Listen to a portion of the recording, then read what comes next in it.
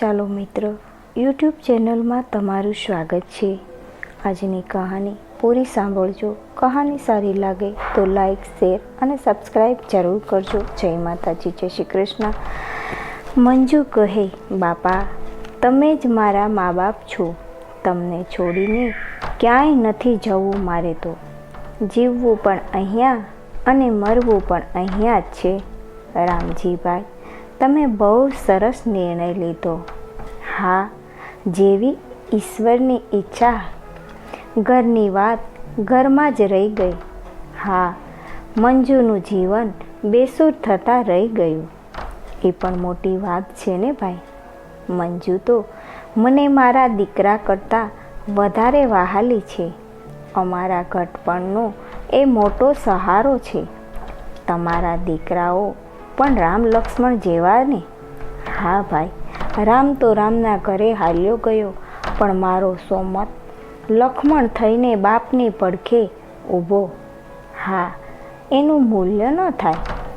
એણે ઘરની લક્ષ્મીને સાચવી લીધી। રામજીભાઈ અને હીરાભાઈ બેય ગોઠિયા ભાઈબંધ, કાયમ એકબીજાને મળી એકબીજાના સુખ દુઃખની વાતો કરે અને જરૂર પડે તો એકબીજાને પડખે ઊભા રહી જાય। રામજીભાઈ મોટા ખેડૂત અને ગામના સરપંચ હતા। રામજીભાઈને બે દીકરા, મોટો નારણ અને નાનો સોમ, એક દીકરી રાણી। ત્રણેય બાળકો ભણવામાં હોશિયાર હતા। નારણ 20 વર્ષની ઉંમરે ગ્રેજ્યુએટ થઈ ગયું, એટલે રામજીભાઈએ તેને ઓટો પાર્ટ્સની દુકાન કરી આપી અને તેના મામાની દીકરી મંજુ સાથે પરણાવી દીધો। રાણીને પણ ગ્રેજ્યુએટ બનાવી તેના પોતાની બેનનો દીકરો તળાટી હતો, તેની સાથે લગ્ન કરી દીધા। રામજીભાઈનો સંસાર સુખેથી ચાલતો હતો। નારણનો વેપાર સરસ ચાલતો હતો। તેને ત્યાં 2 દીકરાઓ હતા। તેમાં મોટો અજય 5 વર્ષનો અને નાનો સુમિત 2 વર્ષનો થયો હતો। સોમાત એન્જિનિયરિંગનું છેલ્લા વર્ષનું ભણતો હતો। વેપારમાં આવક સારી હતી। રામજીભાઈ ખેતી મજૂરો પાસે કરાવતા હતા અને પોતે પણ વેપારમાં દીકરા સાથે જોડાઈ ગયા હતા। ઘરમાં સુધારા વધારા કરી ઘરને આધુનિક બનાવી દીધું હતું અને એક કાર વસાવી હતી। એક રાત્રે 2 વાગ્યે રામજીભાઈના કાકા ઓચિંતાના બીમાર થયા। નારણ તેને પોતાની કારમાં શહેરની હોસ્પિટલમાં લઈ ગયો અને તેને દાખલ કરી પાછો ફરતો હતો ત્યારે તેની કારનો એક્સિડન્ટ થયો। તેમાં નારણનું મૃત્યુ થયું। રામજીભાઈ પર અસહ્ય દુઃખ આવી પડ્યું।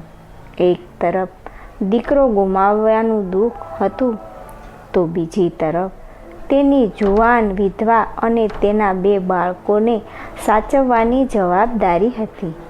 રામજીભાઈએ મંજુના માતા પિતા એટલે કે પોતાના શાળાને બોલાવીને વાત કરી કે મંજુ હજી 30 વર્ષની પણ થઈ નથી, ત્યાં તેને નસીબમાં નાની ઉંમરે વૈધવ્યનું દુઃખ આવી પડ્યું।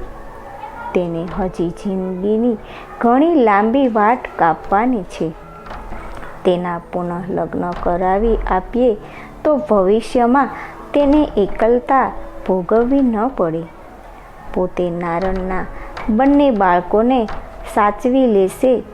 મંજુ આપણી દીકરી છે।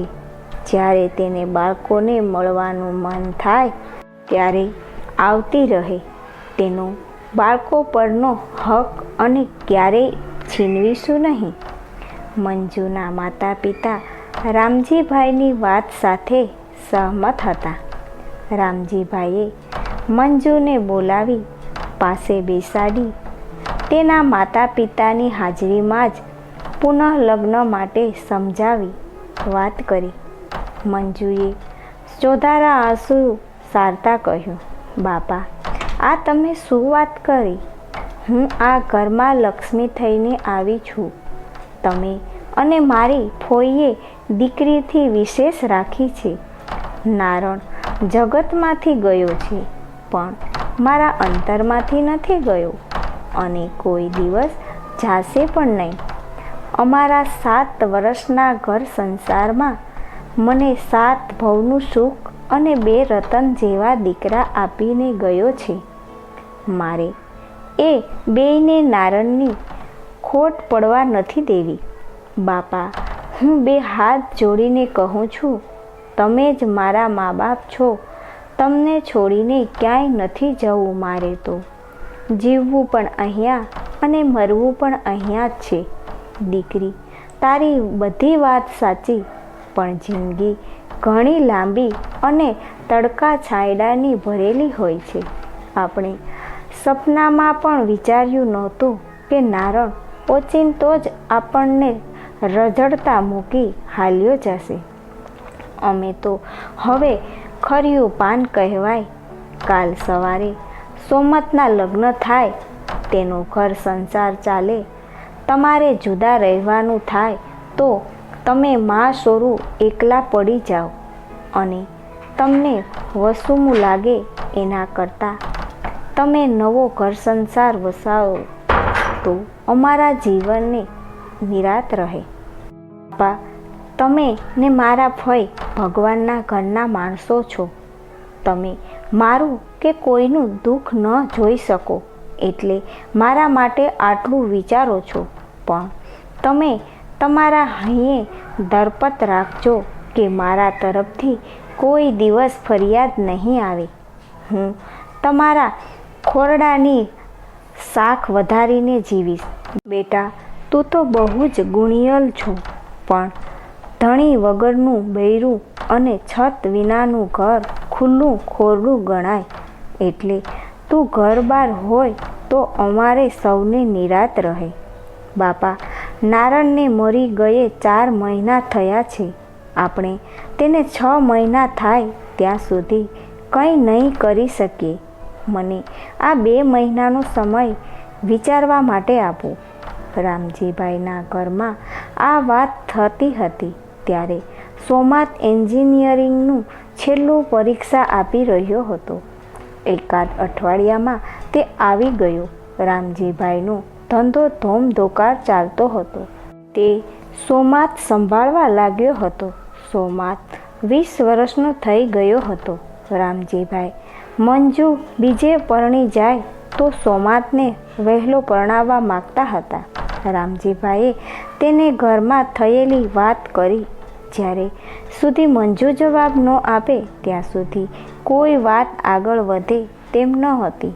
નારણના મોતને 6 મહિના થયા એટલે રામજીભાઈએ મંજુને તેનો નિર્ણય જણાવવા કહ્યું.